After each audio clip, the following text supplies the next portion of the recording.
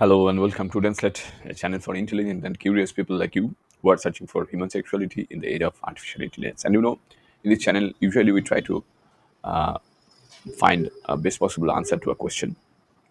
And today's question is how magnetometers can be used to help human and robot partner to do physical activities like physical intimacy.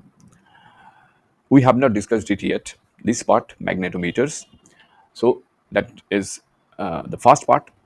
And in the second part, we will see a few specific examples of magnetometers, how they can be used in our robot partner. So, welcome to the first part of the magnetometers and robot partners. But before we proceed, let me tell you one thing. If you have not subscribed yet, please subscribe. It means a lot to me.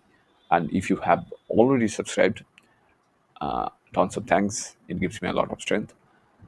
Finally, although I talk about sexuality, human sexual behaviors, amazing psychological facts, but there is no vulgarity in this channel, and I don't promote any kind of vulgarity through this channel. Now, come back to our topic again, magnetometers. It's a very technical term, and I know my viewers are really curious and intelligent people who want to know the scientific facts and scientifically based technical facts. So, if you really try to know your robot partner, you need to know the specific parts, how they are used and how they can be used in the future, how they can be developed, so that we can do more different types of physical activities with them or engage them into other physical activities. There are few key features that magnetometers usually provide, and they are, first of all, foot placement, which is very important because magnetometers can be used to help the robot plan its placement. I mean, where to place their foot. Okay. For example, the robot can use the magnetometer to detect metal objects in the environment, such as the nails or screws, just like us. If we see some nail or screw on the floor, we will try to avoid it, right? And we place our foot not on it, but beside it and try to pick them up and keep them out for the safety purpose. The same thing happens for the robot partner. And it's a very interesting fact that magnetometers basically works with this metals part. I mean, they with the help of it, they avoid stepping on them. I mean, on screws or nails, something like that. In obstacle avoidance, it's kind of obstacle avoidance, of course. Magnetometers help them to detect and avoid obstacles. Not only metals, but metals are included, of course. For example, the robot can use the magnetometer to detect the Earth's magnetic field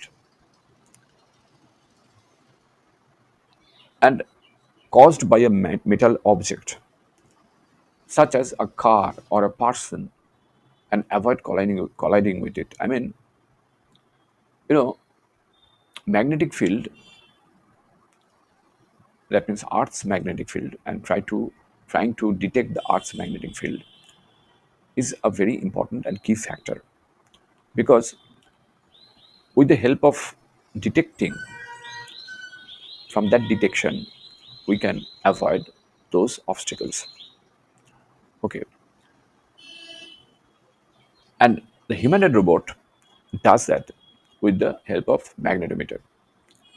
Third is balance and posture, of course, because to maintain its balance and posture, especially when performing complex or dynamic movements, even on your bed, even on any kind of physically intimate act.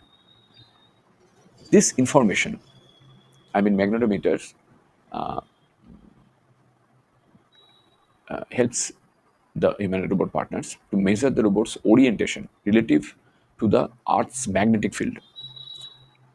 So it's a very complex process, and A lot of physics and mathematics are involved in this. You can understand.